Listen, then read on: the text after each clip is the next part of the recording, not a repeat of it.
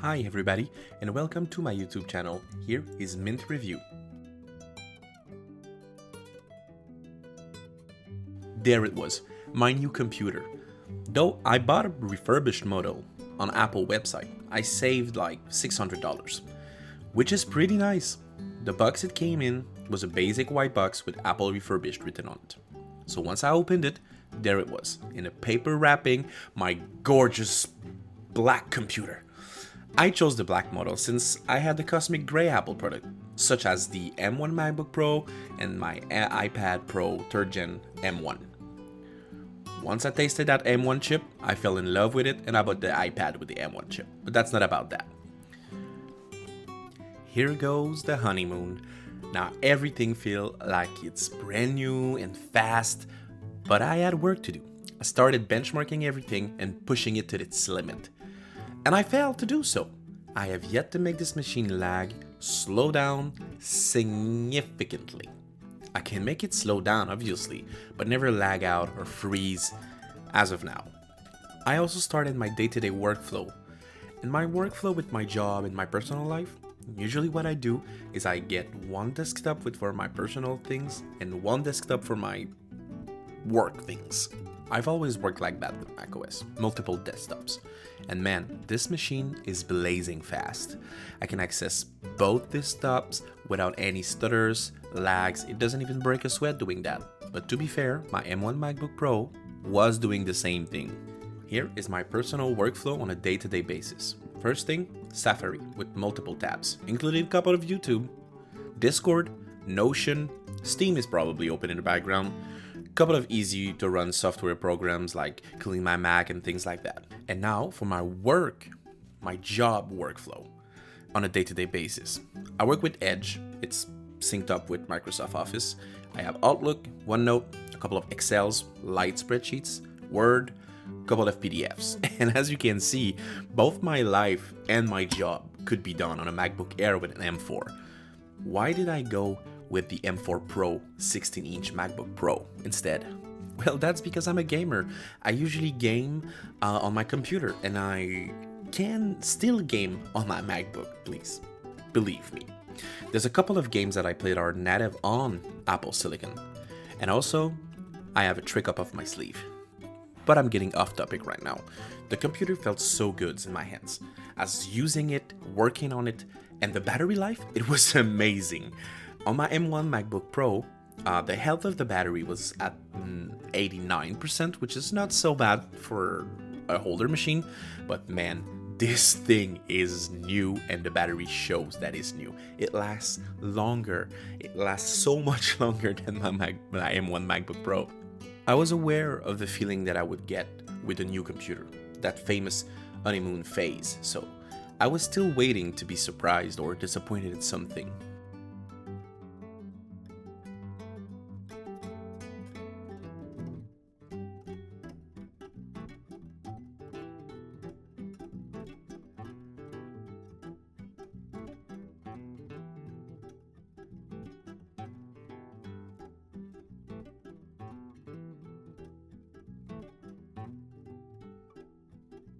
Okay, now for the controversial part of my journey, the gaming on a Mac section. I do game on it, like I said twice already. The games I mostly play are native to macOS and Apple Silicon. I do use crossover for some other games I play. Let's dive into the native games first. At number 1, I play World of Warcraft, the retail version. At number 2, I play Dofus.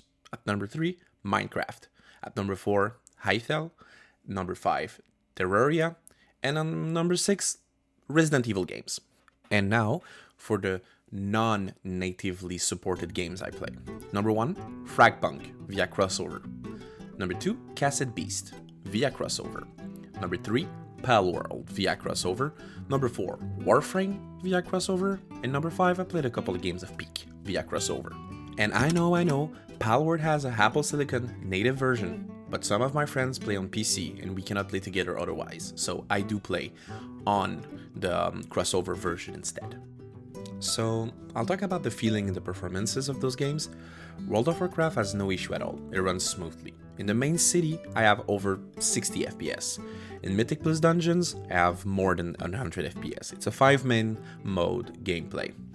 In raids, I have a locked 80 FPS when we're 30, and I have more than 100 FPS when it's less than 30 person, no matter what the fight is. That's pretty amazing. As for Dofus, I know it's a very niche game, and there's no FPS counter, and it's a map-to-map moving system, and the fights are in another instance, so I have no lag, but I do not have any FPS to show.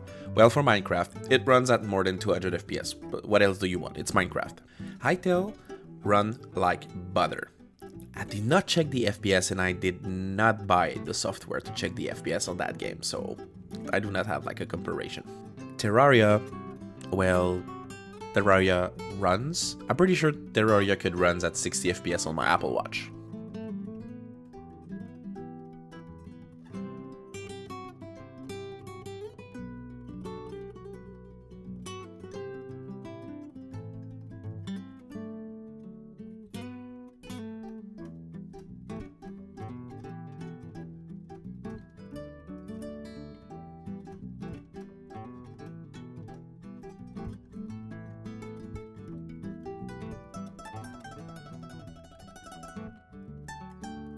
Okay, now let's talk about crossover. I really love this software and it works very well. It makes sure I can play a lot of games. I'll mostly speak about Fragpunk since it's the game I played the most via crossover. At the beginning of my journey, I had an issue while playing Fragpunk with the cursor. It wasn't behaving like a normal Windows cursor while in the game. My better example was once I was aiming and shooting, moving my mouse wasn't really moving the gun in the game. It was really stiff and unresponsive. I did fix the issue by playing in the settings and dropping the resolution to 80% instead of 100% of the 1440p monitor I have. And now, it's like gaming on Windows, at more than 100 FPS in the game at high settings. It does have stutters from time to time, and I do dip under 100 FPS. But other than that, it runs super smooth, and I love this game. As for Warframe, it runs really great, but Warframe runs on most computers. It's very well optimized. It runs on iPhones, and Nintendo Switch, so I don't see why it wouldn't run, but it does run. I did have an issue with crouching. I couldn't use the control button to crouch, and it kind of fixed itself sometimes. So, as for Cassette Beast, I'll skip it. It's a small game and it can be played on Nintendo Switch, so if it runs well on Nintendo Switch, it runs well on a MacBook. As for Peak, it ran at more than 100 FPS, so I had no issue with that. Now the thing with crossover, you have to be a little bit of a tinkerer. You have to sometimes fiddle with things, because things do not always work out of the box. So it's a thing that you need to kind of prepare yourself with. Most of the time, somebody already had your issue and somebody smarter than everybody fixed it. So you can just follow their steps and have it fixed.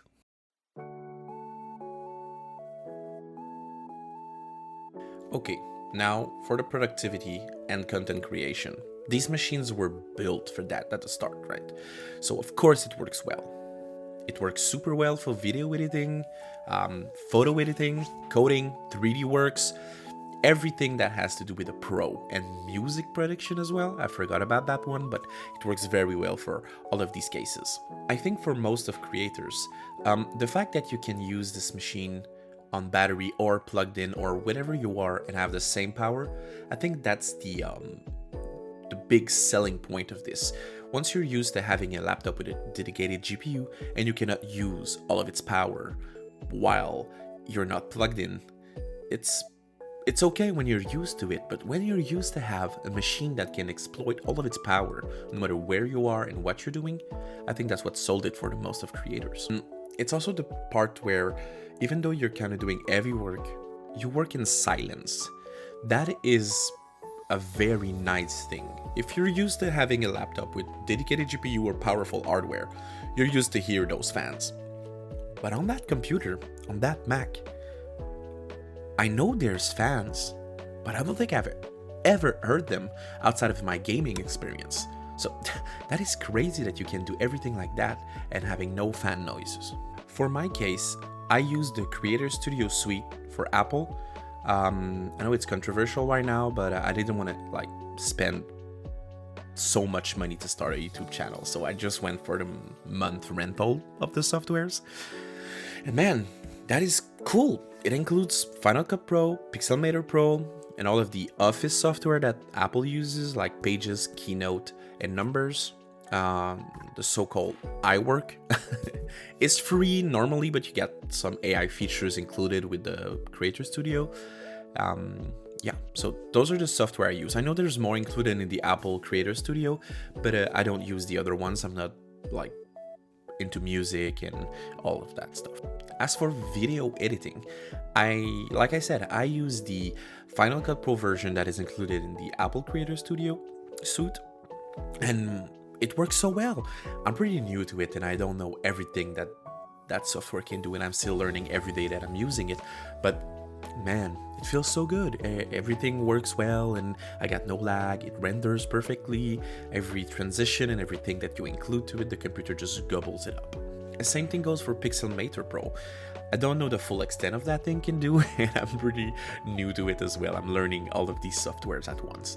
But it works so well, and I can even do some work on my iPad and go back to my Mac, and it's very amazing. I know Apple users are seen as a cult, and we kind of are. It's hard to explain sometimes how they made us great product and great quality life options, and that's sometimes when you leave that little bubble, you can feel like everything is bad compared to what you had in your Apple ecosystem. And of course, there is mostly nothing like that famous ecosystem that works as easily that Apple. Also, there is not a lot of other ecosystems out there, even if you compare it to another cult like the ThinkPad cult, which I am also part of. But even Samsung ecosystem or others are not as well integrated as the Apple ecosystem. It's so fluid and works well and works on the first try most of the time. If I compare it to my experience with Windows, Windows is always kind of sluggish to me, and with Windows 11 getting worse and worse every day now, it's kind of bothering me. And everything is kind of forced on there, like OneDrive and Office. You have a Windows account, but it's not like integrated everywhere, and everything is on your OneDrive, but when you save something on OneDrive, it's not really there, and you have to like refresh it, but once you refresh it, it's not there. You have to wait for it to upload, and it's kind of a well-known issue. So I was using Windows, and everything kind of felt sloppy. I had ads, my computer was getting slower and slower every time. So in 2022, I decided to make the jump, to move to Apple and learn macOS from scratch on the M1 MacBook Air at the time. And once I switched, I got the cult thing. Like, I started to see Apple everywhere, and I started to love the ecosystem. Everything was working so well. My copy paste between devices, and all of that floss. I could get things done without being harassed by ads, buying Microsoft Office, getting more storage, OneDrive pestering me all the time. The famous ecosystem. Let's talk about it. And oh boy, I have things to say about that. The fact that it's just work, it's really nice until it doesn't. And your troubleshooting is really limited, and you hope it starts to work back soon. But when it all does work, it does flawlessly. The fact that my iPad and my iPhone are now tools to work with my Mac, and not just three separate devices that can just be there at the same time. They can work together to build what I have to build every time.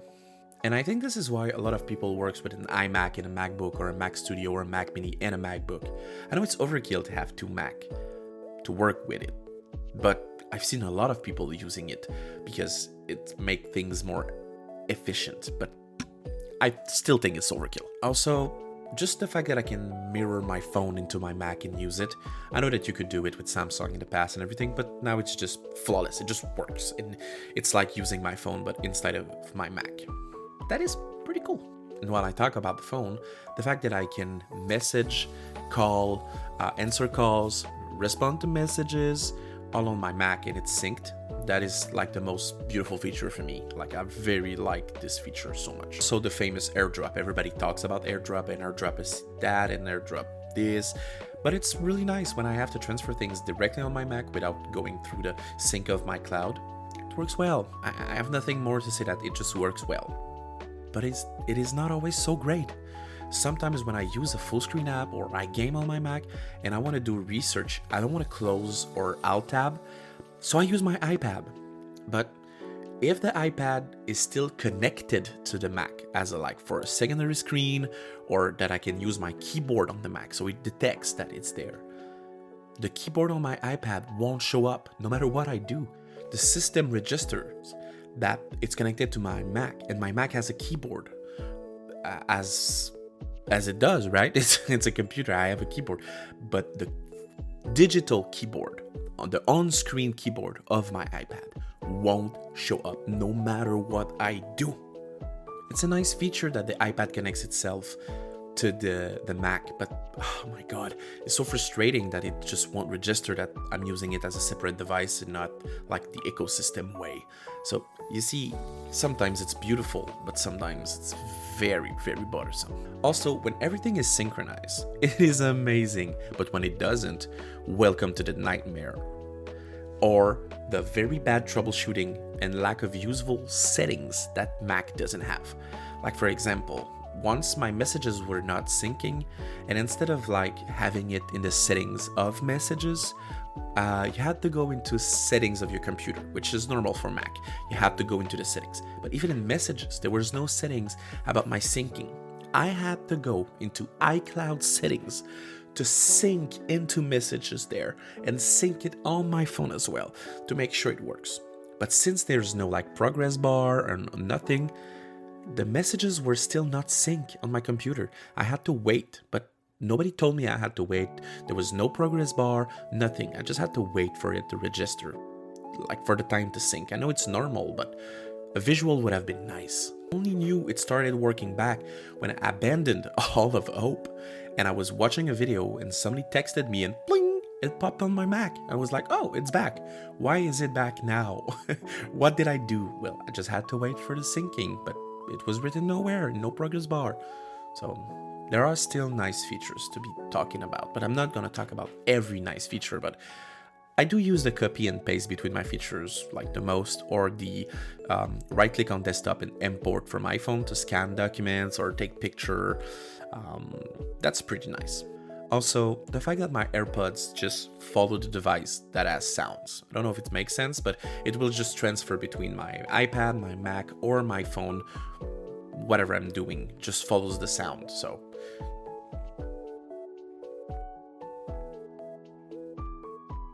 it is now been a month with my brand new baby, and I still love it.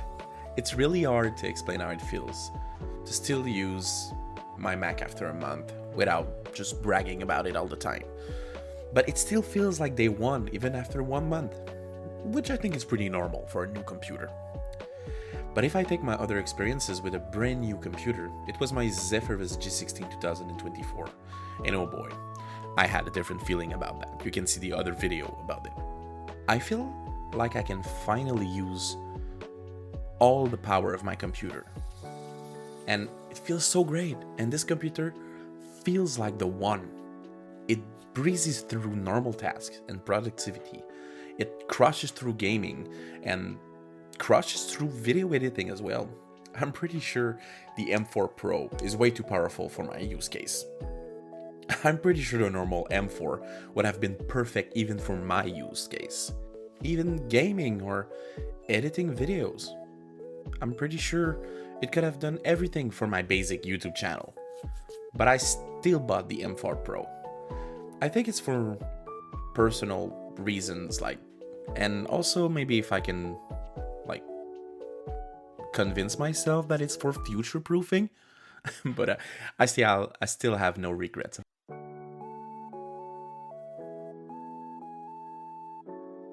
Okay, let's go over this very quickly.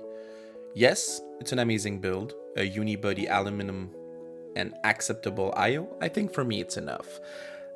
Splendid screen, fantastic keyboard, and outstanding trackpad. I love that thing.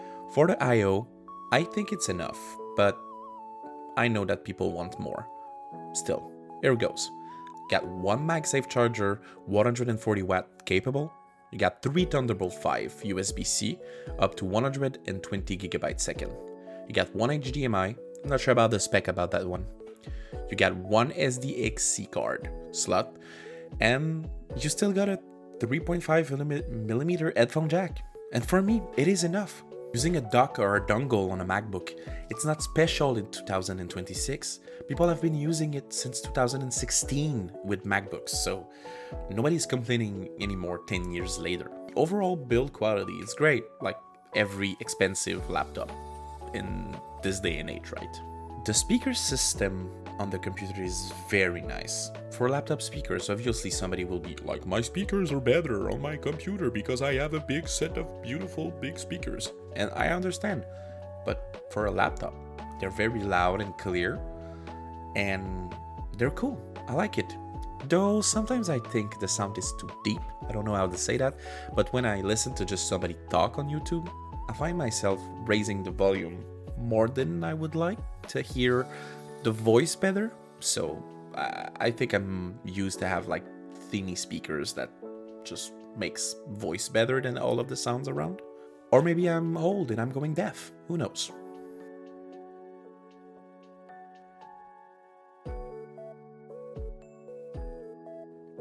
Now, the juicy part. The famous all-day battery life. Is it true? It sure is. I don't think there is a single other laptop or chip that does the same amount of battery life as the same performance as the MacBook Pros. Yeah, you can have all day long battery life with Snapdragon or the new Panther Lake, but I don't think you have the same performances as the MacBook on those. I haven't tried one myself, but I've seen videos, but I would like to try one myself before I say that everything is the same. And I know the Snapdragons are very good right now as for CPU use case, but I know that with their Adreno GPU, it's not as the same level as the Apple Silicon GPU inside. So I think we have to wait a couple more versions of that before they kind of compare to each other fairly. In my use case, I do have all-day battery life. When I work, I usually work 8 to 9 hours a day for the company I work for, and I'm most of the time on battery. And I have battery for all day. I know my use case is not like using big software and everything, so that case may change for you depending on what you're doing with your computer. But for office work, it can do all day. Doesn't matter if it's a big 16-inch laptop, it does have all-day battery. I do track how much power the computer consumes on a daily basis. I have iStats menu, and it shows me like the total power of the chip. And when I watch videos, it just like sucks up 7 watts of power. And when I game, it's 80 watts of power. And when I'm idling or recording right now, I can see it's doing 20 watts of power while I record this audio. While I was writing the script for that video, I had Notion, many tabs open and everything on battery life, and it was consuming 16 watt of power. So I did have battery for all of my work I had to do. I got tired before the computer got tired. Of course, gaming on battery life will always be not so good. I think you can extend it depending on the game you're playing, but if I take World of Warcraft as an example, I can only play it for about an hour and a half. It's not bad, but it's not so great. What is great though is it has the same power if it's plugged in or not. I have the exact same performances in World of Warcraft plugged in or not.